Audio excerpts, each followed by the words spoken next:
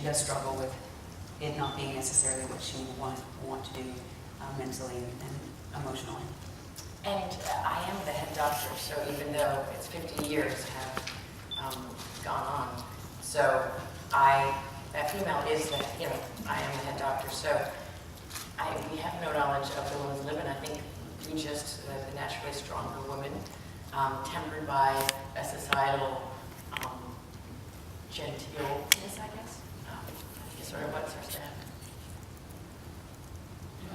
I actually am a little, I don't want to say confused by that, but I just want to ask, do you guys think that even without radical movements to push for equality, that even in a society like yours, it's just a natural instinct to eventually evolve into equality without the struggle? That's a good question. And then my other question was, is the entire show taking place on this ship? The entire show taking place on the If I ship. could just jump into that first one about, in terms of, all of a sudden I just lost what I was going to say. Would it naturally evolve with equality, rights? That's the question. I think my answer is absolutely. It's the right thing.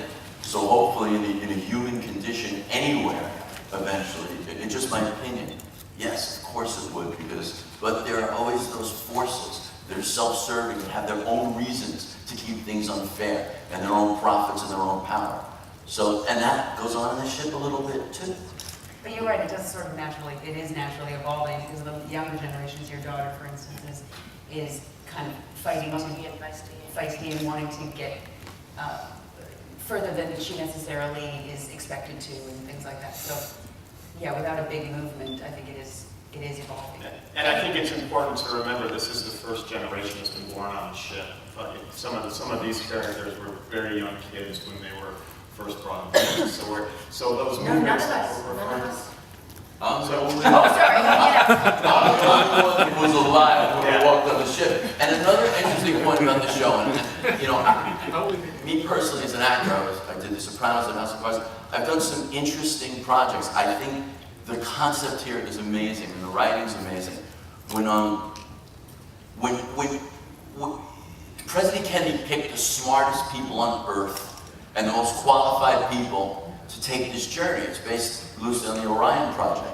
Well, as you know from yourselves and your friends, you could, get a perfect score on your SATs. Well, half your kids may not be so bright. So this is the second generation. So you don't have the smart, what was that phrase that Kennedy used, the best and the brightest? You don't have them. This is the second generation running the ship.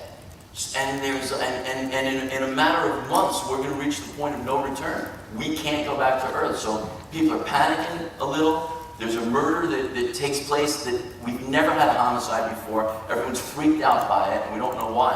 And then answering your question, there is another parallel story. This ship is sponsored in the U.S. There's the government story about whether, that on ground. I don't want to go into it too much because it's a fantastic thing that you'll see as you watch the show. But yes, there's the government, the ground government following this. So as closely as they can. But anyway, Yeah. I also wanted to say that we were populated, like my parents were incredibly smart doctors and intellectuals, and so people who actually chose to go on with the ship at that time were quite progressive, and especially in their thinking. Therefore, I think their children would have been raised with, they were allowed to sort of give their own values on the ship. But I think my mother would have instilled that in me. Next question. James Hamilton, Geekstronomy. I'm curious, is there ever going to be any backstory on how the parents were actually picked for this mission? Speaking of picking the best and the brightest. That you'll get a lot of those answers. You will get those answers? Okay, and one other question. Is there a limit to how many children are I mean, is that going to be a plot issue? You'll definitely get that answer. Yeah, just like there's genetic pairing and matching, arranged marriages, so to speak, there's also a birthless ceremony.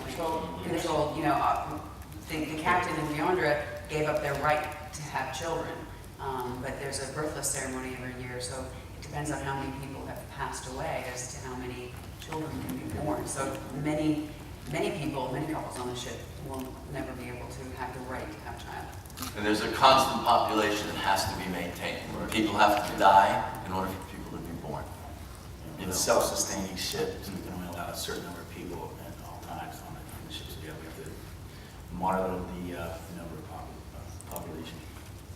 It brings up a bunch of interesting questions, and that if this